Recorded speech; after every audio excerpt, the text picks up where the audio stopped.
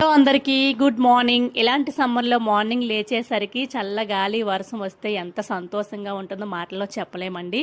నాకైతే చాలా సంతోషంగా అనిపించింది. బయట చల్ల చల్లగా వర్షం వస్తుంటే లోపల వేడి వేడిగా చాయ్ తాగాలనిపిస్తుంది ఎవరికైనా సరే. మా డే అయితే హాట్ వాటర్తో స్టార్ట్ అవుతుంది.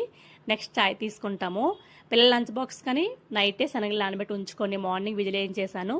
కర్రీ కూడా చేసుకోవడం చాలా ఈజీ అండి. పక్కన పెట్టేసుకొని శనగలు స్టవ్ పై కళాయి పెట్టి ఆయిల్ వేసుకొని హీట్ అయిన తర్వాత పోపు దినుసులు, ఉల్లిపాయలు, పచ్చిమిరపకాయలు, కరివేపాకు వేసుకొని ఫ్రై అయిన తర్వాత అల్లం వెల్లుల్లి టమాటా పేస్ట్ వేసుకొని ఫ్రై అయిన తర్వాత ఉప్పు, కారం, ధనియాల పొడి వేసుకొని కాసేపు అటు ఇటు కలుపుకొని ఉడికించిన శనగలు వేసుకొని ఒక 10 మినిట్స్ ఉడికించుకుంటే కర్రీ ప్రిపేర్ అయిపోతుందండి.